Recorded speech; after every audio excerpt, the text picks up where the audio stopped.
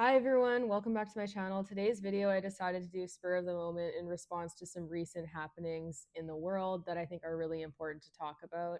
For anyone who is triggered by the title of this video or the content that I'm going to be discussing, I recommend just not watching. Don't tell me what to post on my channel because I feel that since I've built this platform, I do have a duty to speak out on things that I feel are important and use that platform for good.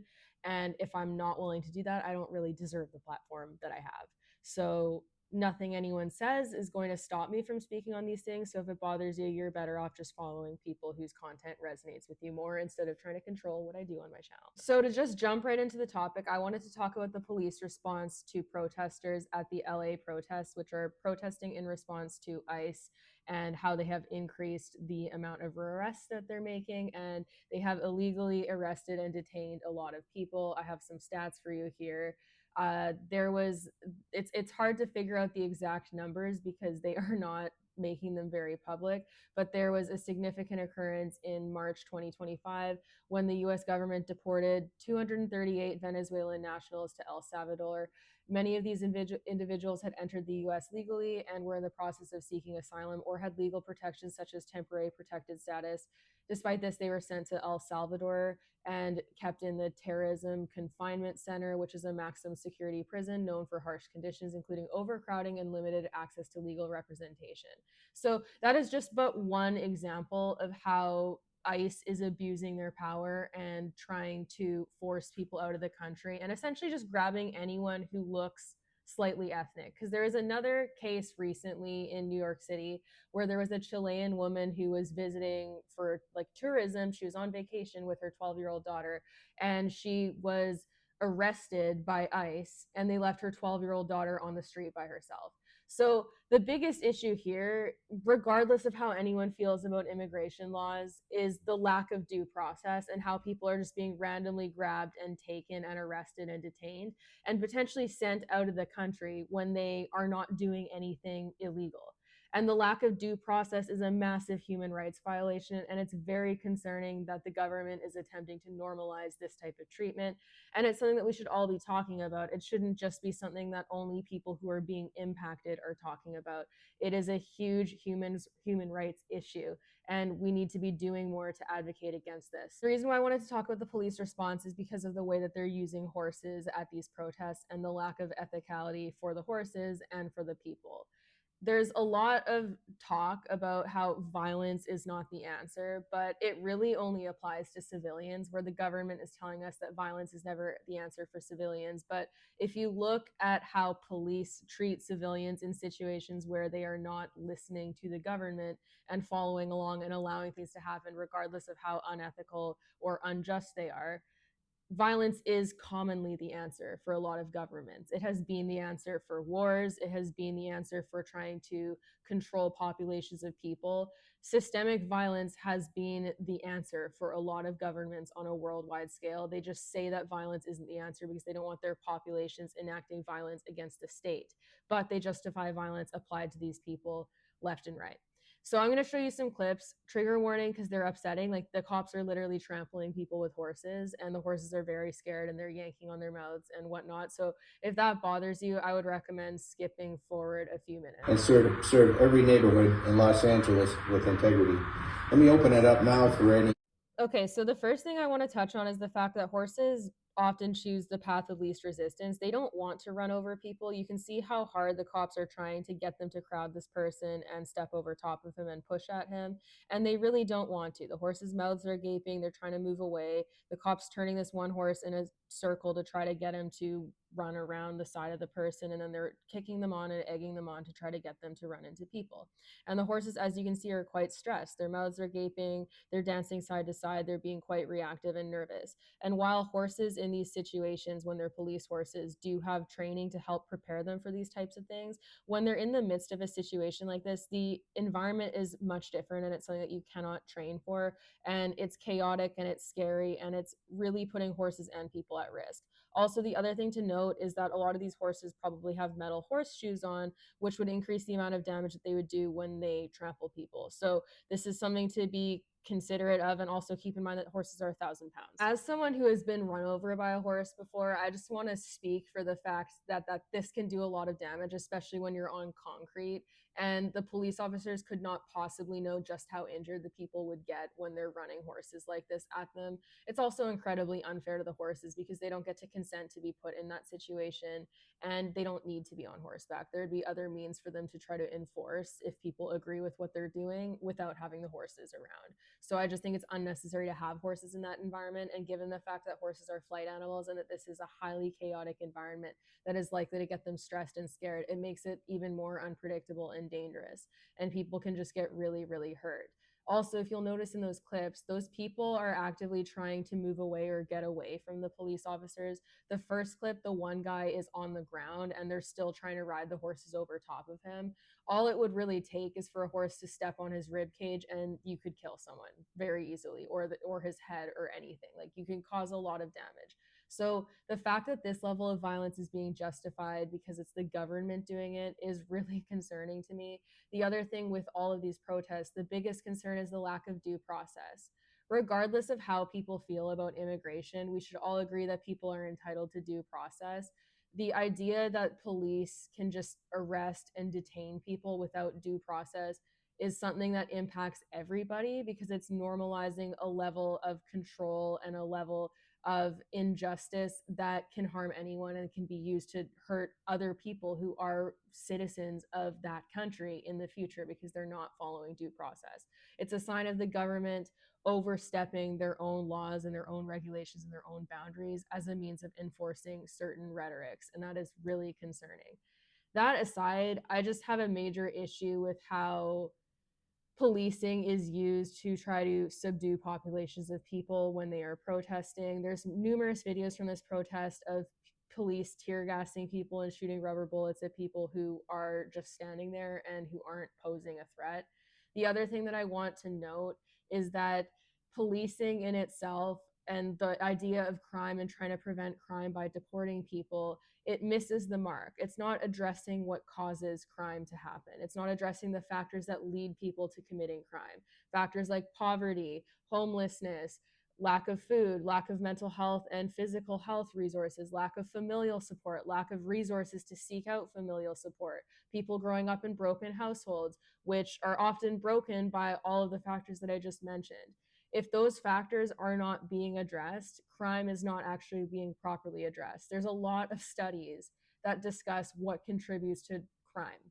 And a lot of the factors that contribute to crime are societal failures that the government could be using their resources to help fix. But instead, they're spending millions and billions of dollars policing populations of people in violent ways like this, or sending billions of dollars to foreign countries to terrorize people that are already marginalized and spend a ton of money sending weapons to countries to help them bomb said populations, instead of putting that money towards housing and feeding the populations within their own country, which would help reduce crime by making it so that people don't feel the need to commit crime or don't get to the headspace where they are committing crimes.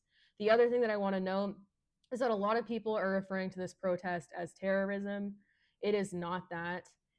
It's heavily ironic to me because I see a lot of the people who are calling this protest terrorism and an act of violence. A lot of those same people were all for the January 6th insurrection, which, if you notice, if you look at clips of that, people weren't getting run over with horses there. They weren't getting mishandled violently in this same way, despite the fact that they were breaking into a government building. And that should be a situation where it is viewed as severe enough where you might justify violent action, but they still didn't. And in this case, violent action is occurring in response to much lower stakes behavior.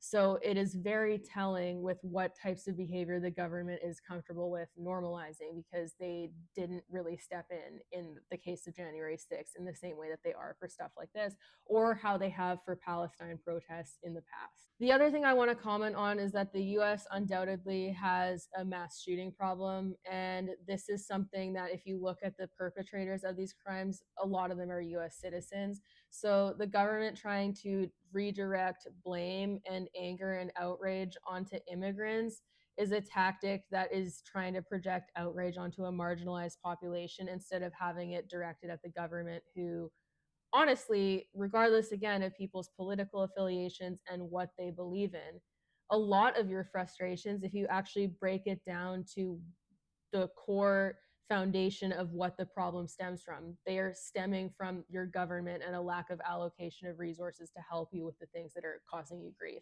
It's not immigrants, it's the lack of taxation of billionaires, it's making corporations a greater priority than the well-being of the masses of civilians. And because they don't want you to get mad at them for that and to start drawing all the lines for how interconnected everything is, they want to project your anger onto other people who are far easier targets and amplify that outrage so they can target those populations of people and do whatever they want and then continue taking more power. So this whole thing really bothers me because the treatment of the horses is incredibly unfair. I don't think horses should be in these types of urban environments, especially during protests. And all that aside, it's very hard to keep horses in an ethical manner when they have to be immediately accessible to go into cities. They're probably not living very ethically. And this is something that I used to feel different about in the past, but I've since learned more about the police force and how they are used to basically protect capital and the government, and aren't necessarily helping protect people from factors that are actually causing violence and crime and putting people in danger. Which isn't totally their fault because the government should have social structures in place to help prevent the things that result in people committing crimes. But I felt the need to talk about this because I think that it is creating a lot of unrest and anger towards people who are already marginalized and who already tend to be disproportionately targeted. And it's not actually addressing the real problems that are causing everyone grief.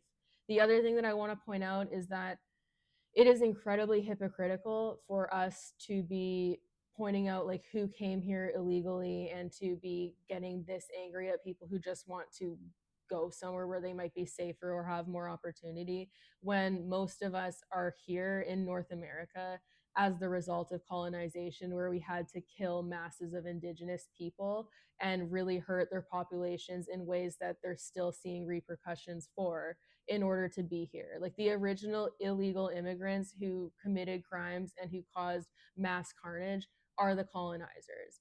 So the fact that we're letting those same colonizers make the calls for who is allowed to be here, I think is incredibly hypocritical, especially when so many indigenous reserves don't have clean water and stuff yet. There's other things that are bigger problems that we could be focusing on that would actually immediately address some of the shortcomings in society and a lot of the problems that people are facing day to day that are causing them stress.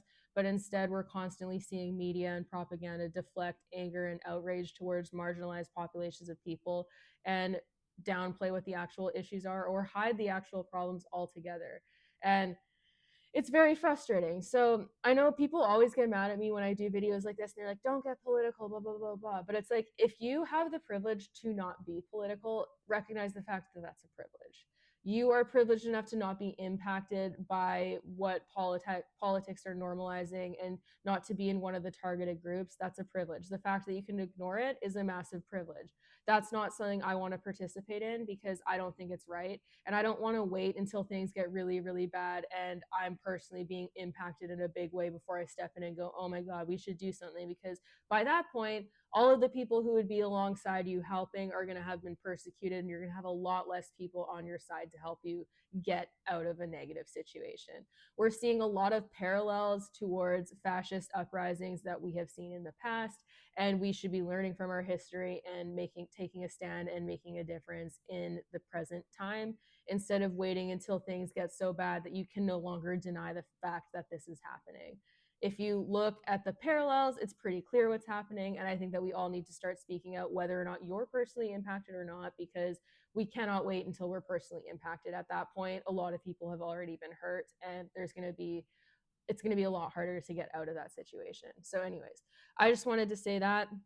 I just wanted to say that I hope all the protesters stay safe and that they're being really brave. And I appreciate people who are standing up for what they believe is right. And I really hope that we move towards a more equitable and peaceful world soon, where we can actually say that violence isn't the answer and not have it be hypocritical, because it's really ironic that governments love saying that. Meanwhile, they're using war and violence as their primary tactic for retaining power and for influencing outcomes in the world. So That's just what I wanted to say. I also wanted to encourage people to look up the statistics for how much the operations of ICE have changed since January. Like their arrests went up like 627% just in February alone. And there's numerous instances that show that they're unfairly targeting people without due process. And that is the biggest concern, regardless of how you feel about immigration. And then lastly, I also want to point out the fact that the horse world in specific has a lot of immigrants that maintain the structure of the horse world and are working here and who are helping uphold the industry as we know it. And you would think that there would be more appreciation and understanding and kindness towards those people and less advocacy for their persecution, considering the fact that our industry is reliant on immigrants being involved to help maintain the structure of the industry. They do so much work within the horse industry. And the other thing is, too, if you want to look up how much taxes undocumented immigrants pay, it is a lot. It is oftentimes more than multi-billion-dollar corporations pay in total. So they contribute more to the economy than a lot of multi-billion-dollar corporations do. And that is worth noting too. Your real enemies are the billionaires and the governments that enable them. And our governments should not be run by corporations and people who are essentially bootlicking corporations. Thank you for listening. Have a good day, everybody.